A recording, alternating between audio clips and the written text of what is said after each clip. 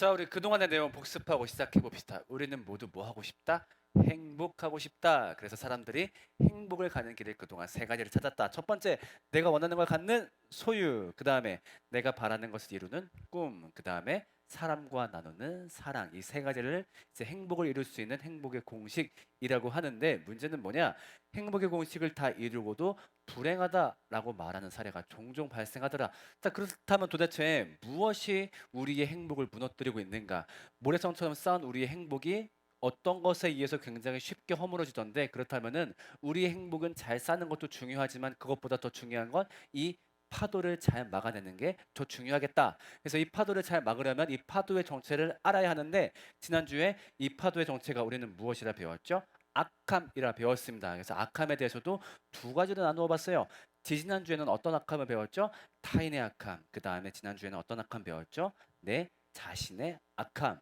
나누어서 이야기한다면 1번 타인의 악함 같은 경우는 세상에 나쁜 놈들이 너무 많다. 그래서 그들이 나와 내 사랑하는 사람들의 행복을 위협하기 때문에 우리는 행복하기가 어렵다. 그 다음 두 번째, 우리 악함은 사실 똑같은 악함의 모습이 우리 안에도 있는데, 이 악함의 모습이 튀어나왔다가 나와 내 주변 사람들의 행복을 망치는 사례가 굉장히 많이 있더라. 그래서 우리 때는 어떻게 할 것인가?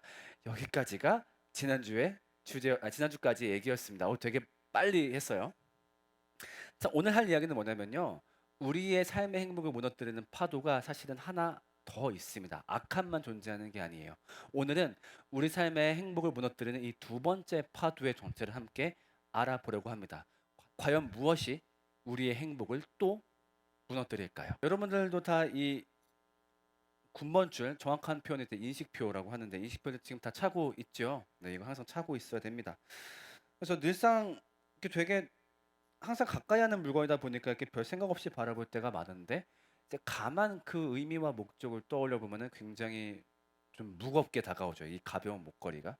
이 인식표의 목적은 우리의 죽음을 대비를 하는 겁니다. 그래서 우리가 죽었을 때 우리의 신원을 파악할 수 있게 하는 용도인 거죠. 그래서 이 목걸이를 내가 차고 있다라고 하는 건 어쩌면은 이 목걸이를 차고 있는 사람은 언제든 죽을 수도 있는 사람이다라는 걸 의미한다고 생각을 해요.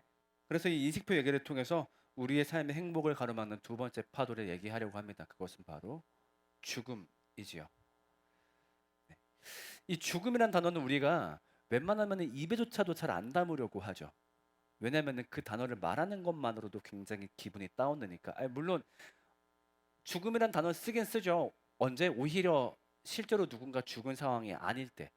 그러니까 죽는다, 죽이는데, 죽을 것 같아, 이런 말은 쓰지만, 실제로 사람이 죽었을 때는 최대한 다른 표현을 쓰려고 노력하죠. 예를 들면 돌아가셨다, 영면하셨다, 부르심을 받았다, 운명하셨다, 소천하셨다, 숨을 거두셨다 등등의 표현으로 어떻게든 죽음이란 단어를 안 쓰려고 합니다. 왜냐하면 그만큼 무겁고 심각한 주제이기 때문이죠.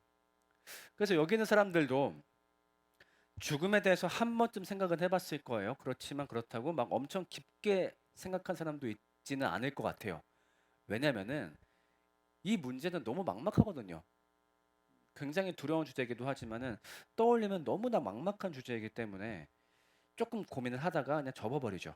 가끔씩 야, 내가 나중에 어떻게 죽게 될까? 아니면 죽고 나서 어떻게 되지? 아니면 우리 부모님이 돌아가시면 어떡하지? 이런 생각을 잠깐 했다가 아이 몰라 그냥 잠이나 자 이렇게 하고서 그냥 흘려버릴 때가 많아요. 그만큼 죽음은 우리한테 막막하고 굉장히 무서운 단어예요. 그래서 우리는 어떻게든 아까 말했던 대로 죽음이라는 단어를 회피하려고 합니다. 가장 회피하고 싶은 단어니까. 근데 문제는 뭘까요? 사실은 가장 확실한 단어죠. 여기 있는 많은 사람들의 공통점 뭘까요? 딱 하나 찾을 수 있는 공통점.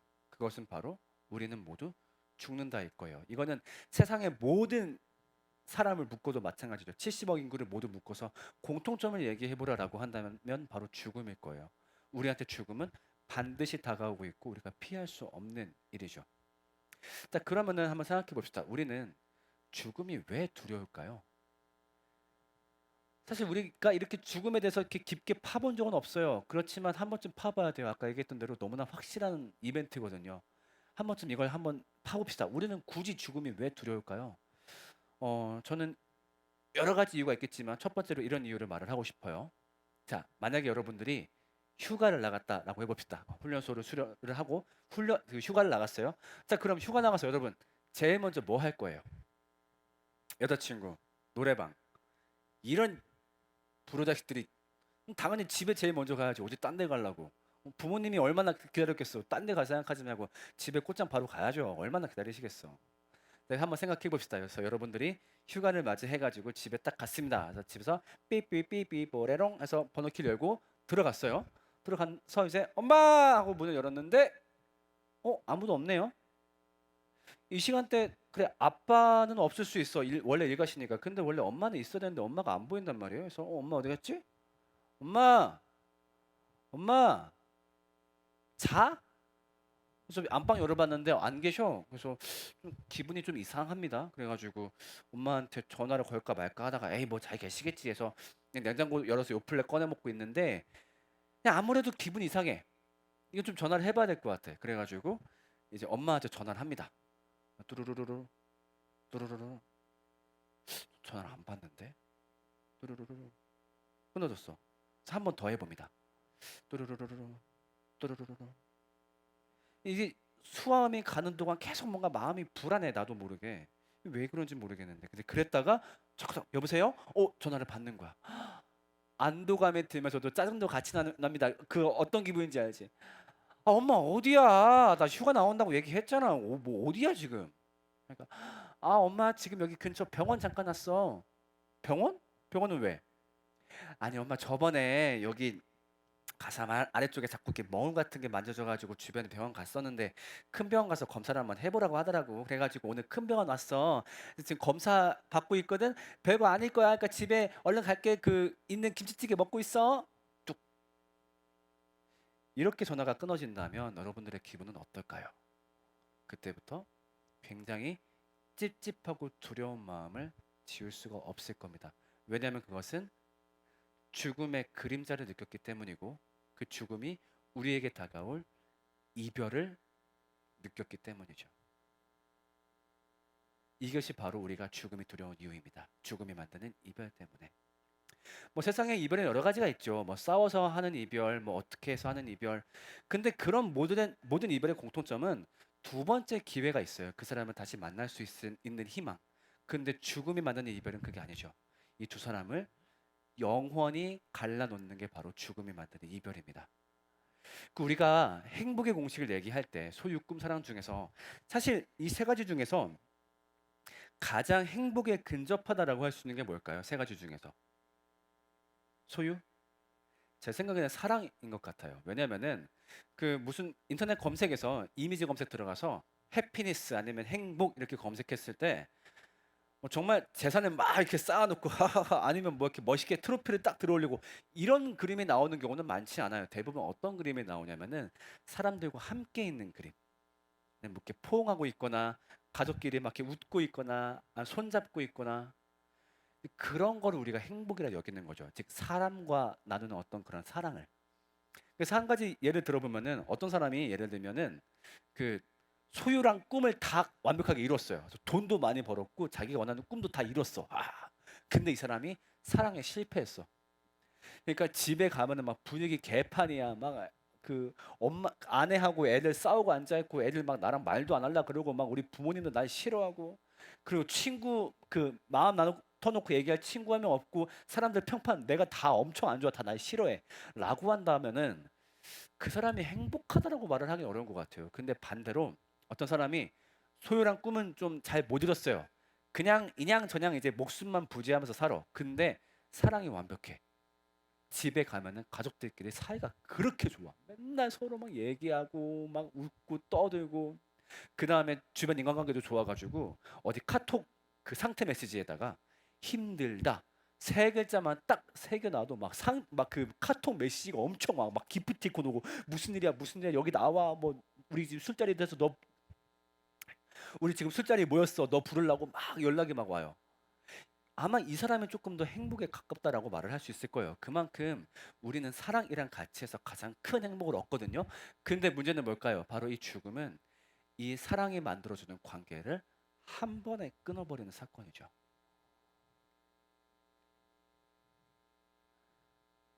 얼마나 깊은 관계였든 얼마나 소중한 관계였든 간에 그 사랑하는 사이에 죽음이 개입되어 버리게 되면 그 관계는 한 번에 끝나버립니다.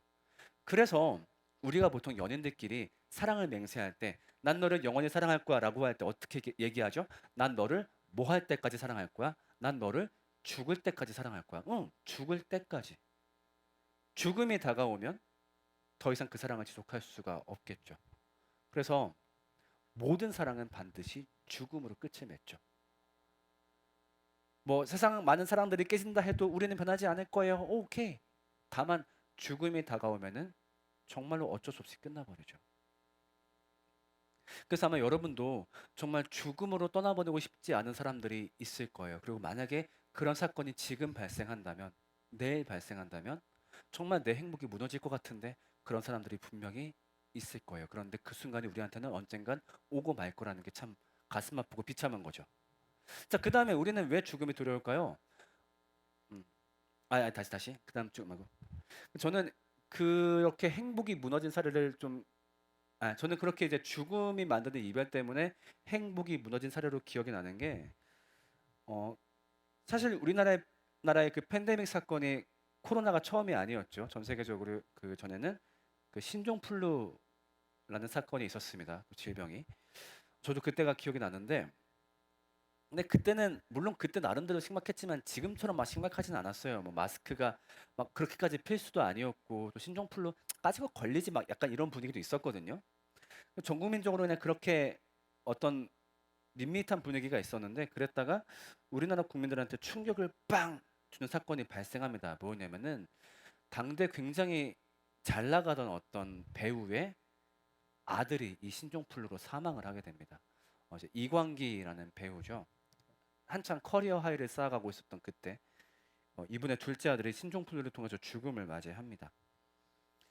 그때 지금도 기억나는 장면이 그 아드님의 장례식 때 이제 기자들이 카메라를 들고 가서 그 모습들이 중계가 되었었는데 그 6살 아이의 유골이 담긴 그 유골함을 껴안고서 이게 돌로 만들었으니까 차가울 거 아니에요. 막 오열을 하는 거예요. 우리에게 추워, 우리에게 차가워, 아빠가 안아줄게, 아빠가 안아줄게라고 얘기하는데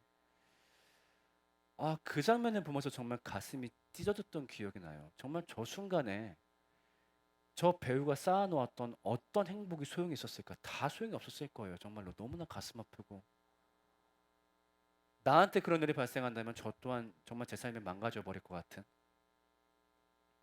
근데 그런 일이 우리들도 모두 언젠가는 경험해야 되는 일이라는 거죠. 자, 그 다음에 우리는 죽음이 왜 두려울까요? 죽음은 굉장히 허무한 사건이기 때문이에요. 제가 또 소개하고 싶은 인물이 있는데요.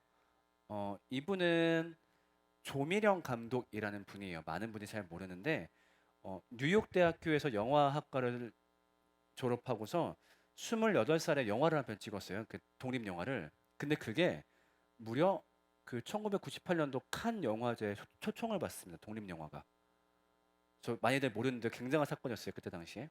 그래서 칸 영화제 초청받아서 굉장히 주목받는 떠오르는 그런 어떤 신인 감독으로 이렇게 조명을 받았었죠. 근데 불과 5년 후 2003년에 무슨 일이 발생했을까요? 이분이 화장실에서 미끄러져서 사망을 하십니다. 결혼한 지 2년 만에 벌어진 일이에요. 얼마나 허무한가요? 죽음은요, 그 사람이 어떤 계획을 갖고 있었는지, 어떤 사랑을 갖고 있었는지, 어떤 철학, 어떤 꿈, 어떤 비전 전혀 신경 쓰지 않아요. 그냥 컷, 훅, 한 번에 날아가 버리는 거예요. 저는 우리 한 명 한 명이 다 우주 같다고 생각을 하거든요. 어떤 한 사람이 갖고 있는 인생사, 철학, 생각, 정치관, 종교관, 연애관, 그 사람의 인간관계, 계획 이런 것들 한번 쫙 풀어놓는다 생각해봐요. 진짜 우주 같아요. 근데 죽음이란 건 이 하나의 우주를 한 번에 슉 없애버리는 일이에요. 세상에 없던 것처럼. 그 다음에 우리는 또 죽음이 왜 두려울까요? 저는 사실 이게 가장 궁극적인 공포라고 생각을 하는데 죽음 그 이후에는 뭐가 있는 거지? 우리는 이 문제가 엄청 두렵습니다. 내가 어디 다시 살아나나? 천국 가나? 소멸하나? 물론 여기에 대해서 우리가 사후 세계에 대해서 굉장히 많은 이야기와 주장들은 있어요. 그런데 문제는 뭐예요? 아무것도 밝혀진 건 없어요. 그러니까 어떤 사후 세계의 존재를 밝혀보고자 어떤 영혼의 이동을 밝혀보고자 굉장히 많은 실험과 뭐 어떤 연구가 진행되었었는데 아무것도 밝혀진 건 없죠. 그래서 그냥 종교적으로 그렇지 않을까 하는 우리의 희망으로 믿고 있을 뿐인 거예요. 그래서 어찌 보면은 그냥 가장 합리적인 설명은 그런 거일지도 몰라요. 우리가 사라진다라는 거는 아, 우리가 죽은 후에는 우리는 그냥 소멸해 버린다. 어찌 보면 이게 가장 합리적인 설명일지도 몰라요. 뭐금 그렇게 생각할지 몰라요. 그리고 이 사실이 우리한테 굉장히 큰 공포를 준다고 생각을 해요. 뭐 혹은 그렇게 생각하는 사람일지 모르겠어요. 뭐 우리가 소멸해도 별로 안 두렵습니다. 왜냐면은 사랑하는 사람들이 나를 기억해 줄 거니까. 과연 그럴까요? 여러분들 혹시 졸업하고서 고등학교 가본 적 있어요?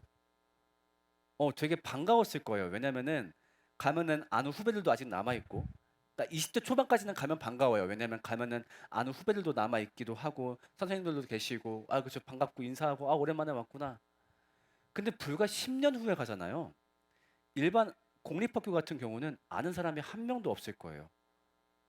선생님들도 다 인사 이동을 했고, 학생들도 다 이제 졸업을 했으니까 내가 항상 머물고 되게 반가웠던 공간인데 거기 가는 순간 내가 완벽한 이방인이 돼요.